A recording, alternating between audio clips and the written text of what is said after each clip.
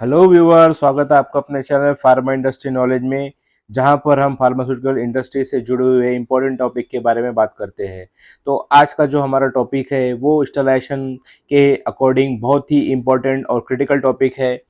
ये टॉपिक ही डिसाइड करता है कि हमारा जो स्टरलाइजेशन है, जो कि ऑटोक्लेविंग प्रोसेस के द्वारा हो रहा है, वो इफेक्टिव हो रहा है या नहीं। आज हम जिस टॉपिक के बारे में बात करेंगे वो टॉपिक है कि आखिर क्या रीज़न है कि प्योर स्टीम की क्वालिटी का जो टेस्ट हम करते हैं उसमें नॉन कंडेंसेबल गैसेस जो होती है उनका एक्सेप्टेंस क्राइटेरिया जो है वो लेस और इक्वल टू 3.5% ही आखिर क्यों होता है। तो चलिए शुरू करते हैं आज की अपनी वीडियो और जानते हैं इस लिमिट को फिक्स करने के पीछे का रीज़न।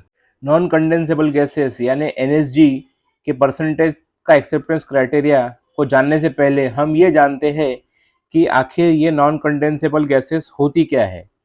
तो जैसा कि इसके नाम में ही लिखा है नॉन कंडेंसेबल, यानी कि वो चीज़ जो कंडेंसेट नहीं होती।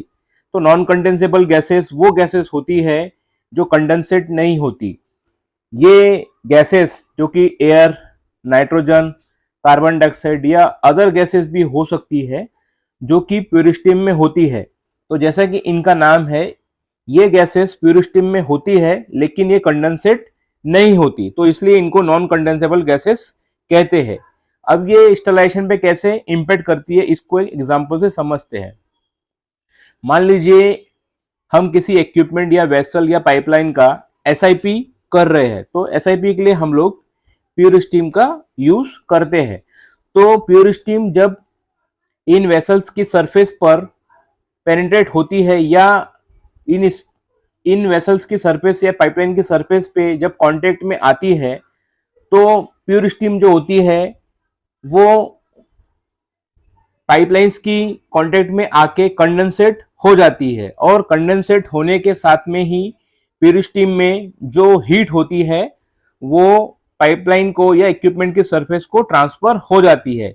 लेकिन प्योर स्टीम में जो नॉन कंडेंसेबल गैसेस होती है, क्योंकि इनका नेचर है कंडेंसेट ना होने का, क्योंकि ये गैस है तो ये गैस फॉर्म में ही रहती है और इक्विपमेंट की सरफेस पर अपनी हीट ट्रांसफर नहीं होती।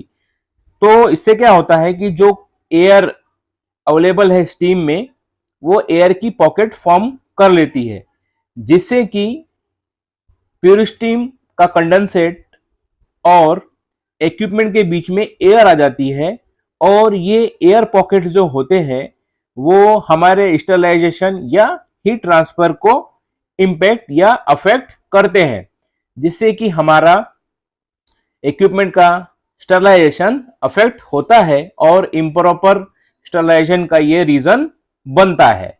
इस स्लाइड को देखकर आप सोच रहे होंगे कि नॉन कंडेंसेबल गैसेस की हम बात कर रहे हैं और इसमें नूडल्स का क्या काम है। तो ये इंटेंशनली लगाया हुआ है क्योंकि इसी नूडल के एग्जाम्पल से मैं आपको बताऊंगा कि आखिर क्या कारण है कि नॉन कंडेंसेबल गैसेस का परसेंटेज स्टरलाइजेशन में इतना या प्योर स्टीम में इतना इंपॉर्टेंट है। तो चलिए इसको बेहतर तरीके से इस एग्जांपल से हम लोग समझते हैं। अब जस्ट एज्यूम कीजिए कि आप इंस्टेंट नूडल बना रहे हैं। तो इंस्टेंट नूडल बनाने के लिए हम लोग क्या करते हैं कि नूडल का जो कप होता है उसमें गर्म पानी को पोर करते हैं या गर्म पानी उस कप के अंदर डालते हैं।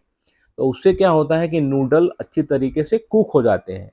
अब मान लीजिए नूडल्स है और उसके बीच में एयर पॉकेट है, तो उस एयर पॉकेट से क्या होता है कभी कभी कि नूडल्स जो है अच्छी तरीके से कुक नहीं होते और कुछ नूडल्स जो है वो ड्राई और अनकुक्ड रह जाते हैं। इसी प्रकार से सोचिए कि ये हमारा एक स्टरलाइजर है जिसमें कि हमने प्योर स्टीम का उपयोग किया गया है।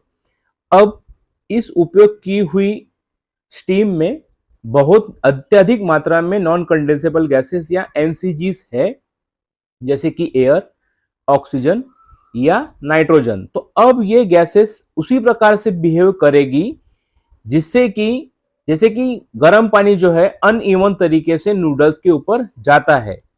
इसी प्रकार से जब ऑटोक्लेव में यही बिहेवियर होगा तो हमारा जो आइटम जिसको कि हमको स्टरलाइज करना है वो प्रॉपर तरीके से स्टरलाइज नहीं होंगे, इससे कि हमारा जो स्टरलाइजेशन है वो इनकम्प्लीट हो जाएगा और इनकम्प्लीट स्टरलाइजेशन जो है बहुत ही बड़ा या मेजर रिस्क क्रिएट करता है जब इस प्रकार का स्टरलाइजेशन फार्मास्यूटिकल इंडस्ट्री या मेडिकल डिवाइस मैन्युफैक्चरिंग में हो, क्योंकि अनस्टरलाइज पार्ट अगर हम यूज करेंगे तो इससे हमारे प्रोडक्ट की क्वालिटी इंपैक्ट होगी, और अगर प्रोडक्ट की क्वालिटी इंपैक्ट होगी तो सीधी सी बात है ये पेशेंट सेफ्टी को भी इंपैक्ट करेगा।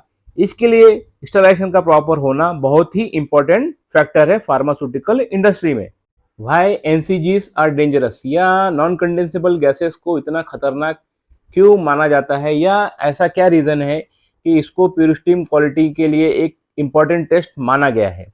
तो इसका सबसे पहला रीजन है इनकम्प्लीट स्टरलाइजेशन। अगर एनसीजीज प्यूरिस्टीम में है तो जैसे कि मैंने आपको पहले बताया, एनसीजीज या नॉन कंडेंसेबल गैसेस जो है एयर पॉकेट फॉर्म करती है। तो अगर एयर पॉकेट फॉर्म हो जाएगा तो हमारी जो स्टीम है वो इक्विपमेंट की सरफेस पर नहीं पहुंचेगी, तो इससे कंटेमिनेशन का रिस्क हो जाएगा। दूसरा पॉइंट है टेम्परेचर ड्रॉप।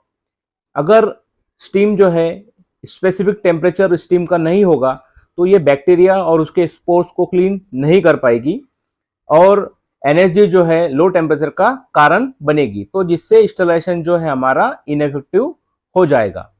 तीसरा रीजन है पुअर कंडेंसेशन, यानी अगर स्टीम में एनसीजीस या नॉन कंडेंसेबल गैसेस की मात्रा ज़्यादा है तो स्टीम जो है प्रॉपरली कंडेंसेट नहीं होगी, और अगर स्टीम कंडेंसेट नहीं होगी तो इक्विपमेंट के सरफेस पे प्रॉपरली हीट ट्रांसफर जो कि स्टीम के द्वारा होनी है वो नहीं होगी, तो इससे हमारा जो है स्टरलाइजेशन फेल हो जाएगा। तो यही रीज़न है कि एनसीजीस को बहुत डेंजरस माना गया है। अगर हमारे प्यूरिस्टीम में एनसीजीस तय सीमा से ज़्यादा है तो रेगुलेटरी रिस्क या कंप्लायंस फेलियर का भी डेंजर है। तो स्टैंडर्ड जैसे कि यूएसपी EN 285 STM 2010 में नॉन कंडेंसेबल गैसेस का बिलो 3.5% से होना मैंडेटरी रिक्वायरमेंट है। अगर इसके ऊपर एनसीजीस होती है तो हमारी स्टरलाइजेशन जो प्रोसेस है वो नॉन कंप्लायंट हो जाएगी, जिससे कि हमारे ऊपर या प्लांट के ऊपर रेगुलेटरी कंप्लायंस का डेंजर भी बढ़ जाता है। हमारे कुछ व्यूअर्स सोच सकते हैं कि अगर नॉन कंडेंसेबल गैसेस इतनी ज़्यादा डेंजरस है स्टरलाइजेशन के लिए तो इसकी लिमिट 2% से नीचे या 2.5% से नीचे क्यों नहीं है। तो उसका रीज़न भी हम समझ सकते हैं, क्योंकि ये बहुत ही अच्छा क्वेश्चन है। तो सबसे पहला इसका रीज़न है प्रैक्टिकल रियलिटी। तो प्यूरिस्टीम में कुछ नॉन कंडेंसेबल गैसेस हमेशा रहने ही वाली है, जैसे कि इन्वायरमेंट में हवा का होना, ये हम उसको बदल नहीं सकते। तो अगर हम स्ट्रिक्ट लिमिट करते हैं 2% या 2% से नीचे की, तो हमारा जो टेस्ट है वो फ्रीक्वेंट फेलियर होने के चांसेस है, और 2% से ऊपर भी अगर हम रखते हैं तो हमारा स्टरलाइजेशन जो है तो भी इफेक्टिव होगा। तो इतनी कम लिमिट रखने का कोई बेनिफिट हमें दिखता नहीं है। दूसरा जो है 3.5% से नीचे का लिमिट अगर हम तय करते हैं तो कोई एडिशनल बेनिफिट होने वाला है नहीं। इसको प्रूफ करने के लिए हमारे पास साइंटिफिक डेटा भी अवेलेबल है जो बताता है कि अगर हम 3.5% से नीचे भी प्यूरिस्टीम की क्वालिटी रखते हैं या नॉन कंडेंसेबल गैसेस का एक्सेप्टेंस क्राइटेरिया रखते हैं तो हमारे स्टेबिलिटी में कोई एडिशनल बेनिफिट हो नहीं रहा।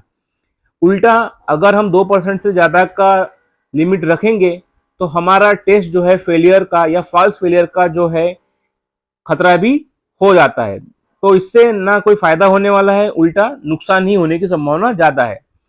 तीसरा रीजन जो है 3.5% का लिमिट जो है ग्लोबल स्टैंडर्ड जैसे कि EN 285 STM 2010 में जो स्टडीज हुई है या वैलिडेशन का जो डेटा है उसके ऊपर तय की गई लिमिट है। सो यही रीजन है कि 3.5% डेटा एक्सेप्टेबल लिमिट रखा गया है, क्योंकि ये बैलेंस करता है सेफ्टी को और प्रैक्टिकल फिजिबिलिटी को। हमारी प्यूरिस्टीम में नॉन कंडेंसेबल गैसेस है या नहीं, इसको अगर रूटीन में पता करना है या मेजर करना है तो सबसे उसके लिए इजी मेथड है बोइडिक टेस्ट। बोइडिक टेस्ट जो होता है, जब हम टेस्ट ये हमारे ऑटोक्लेव में परफॉर्म करेंगे तो अगर इसमें यूनिफॉर्म कलर चेंज हो रहा है हमारे टेस्ट पैक का, तो इसका मतलब है कि हमारे प्यूरिस्टीम में जो नॉन कंडेंसेबल गैसेस है वो विद इन एक्सेप्टेबल लिमिट है। दूसरी इसकी मेथड है मेजरमेंट की, वो है गैस कलेक्शन मेथड। ये वैसे ही है जैसे कि किसी सोडा की बोतल को ओपन करना, जिससे कि गैस जो है इमीडिएटली एस्केप हो जाती है। इस मेथड के द्वारा हमें एक रिलायबल डेटा मिलता है गैस कलेक्शन मेथड के द्वारा, और हम एक्यूरेटली जो है नॉन कंडेंसेबल गैसेस की मात्रा मेजर कर सकते हैं हमारी प्योर स्टीम में। तीसरा जो तरीका है इनलाइन मॉनिटरिंग।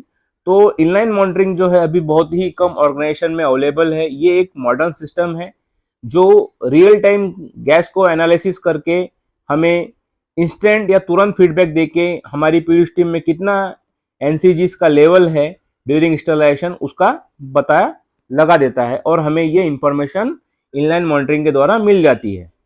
अब हमारे वीडियो का फाइनल थॉट, ये एक सिंपल लॉजिक या सिंपल तरीके से, तो मैं जस्ट आपसे ये पूछना चाहूंगा कि क्या आप आधा पका हुआ नूडल्स खाएंगे?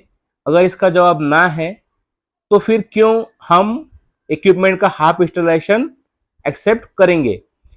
इसके लिए सबसे इंपॉर्टेंट है हमारा जो नॉन कंडेंसेबल गैसेस है प्योर स्टीम में वो बिलो 3.5% होना चाहिए, जिससे कि हम ये इंश्योर कर सके कि हमारा इंस्टॉलेशन इफेक्टिव है, रेगुलेटरी कंप्लायंट है, और हमारा जो फाइनल प्रोडक्ट है वो सेफ है। अब हम हमारे पूरे वीडियो को समराइज अगर करें तो इससे हमें ये अंडरस्टैंडिंग या ये समझना है कि नॉन कंडेंसेबल गैसेस जो है इंस्टॉलेशन की प्रोसेस को डिसरप्ट करती है या इफेक्टिव करती है, क्योंकि non condensable gases air pocket create करती है और नॉन कंडेंसेबल गैसेस से हीट का लॉस होता है।